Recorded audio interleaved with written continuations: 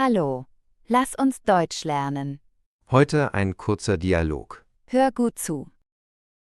Heute wollen wir uns mit dem Thema Versicherungen in Deutschland auseinandersetzen.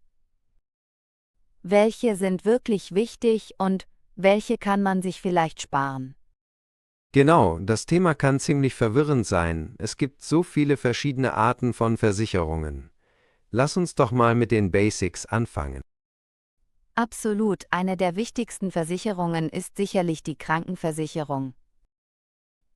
In Deutschland ist sie ja verpflichtend, aber es gibt trotzdem Unterschiede zwischen der gesetzlichen und der privaten Krankenversicherung.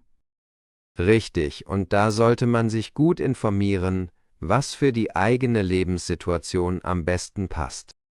Ein Tipp: Für die meisten ist die gesetzliche Krankenversicherung ausreichend und bietet ein solides Preis-Leistungs-Verhältnis. Neben der Krankenversicherung gibt es auch die Haftpflichtversicherung, die ich persönlich als unverzichtbar empfinde. Sie schützt dich vor finanziellen Risiken, wenn du jemandem unbeabsichtigt Schaden zufügst. Ja, die Haftpflichtversicherung ist wirklich wichtig, die Kosten sind meist überschaubar und sie kann dich vor großen finanziellen Belastungen schützen. Dann gibt es noch die Berufsunfähigkeitsversicherung. Sie ist besonders für jüngere Menschen relevant, die noch viele Arbeitsjahre vor sich haben. Stimmt. Denn was passiert, wenn man aus gesundheitlichen Gründen nicht mehr arbeiten kann? Da springt diese Versicherung ein. Eine Versicherung, über die oft diskutiert wird, ist die Lebensversicherung. Viele fragen sich, ob sie wirklich notwendig ist. Das hängt stark von der individuellen Situation ab. Wer Familie hat oder Schulden abzahlen muss, für den kann sie sinnvoll sein.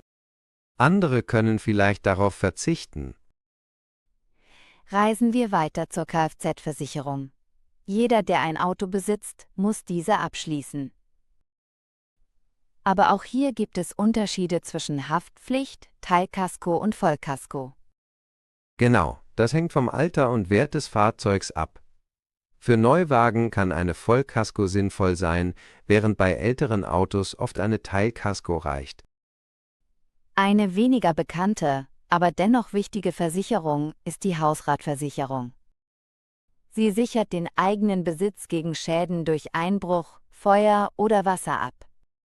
Ja, besonders in Städten mit hoher Einbruchsrate kann das sehr beruhigend sein.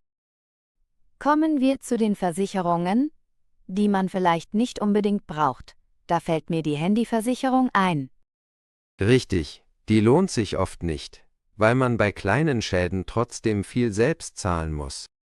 Und bei Diebstahl greifen sie oft nur unter bestimmten Bedingungen. Genauso verhält es sich mit der Reisegepäckversicherung. Sie ist oft überflüssig, wenn man bereits andere Versicherungen hat, die solche Schäden abdecken. Da gebe ich dir recht. Viele Kreditkarten bieten bereits Versicherungsschutz bei Reisen, sodass zusätzliche Versicherungen oft doppelt gemoppelt sind. Zusammengefasst kann man sagen, es gibt essentielle Versicherungen, die jeder haben sollte, und andere, die man je nach Lebensumständen individuell abwägen muss. Absolut. Der Schlüssel liegt darin, sich gut zu informieren und genau zu überlegen, welche Risiken man wirklich absichern möchte. An dieser Stelle interessiert uns natürlich eure Meinung.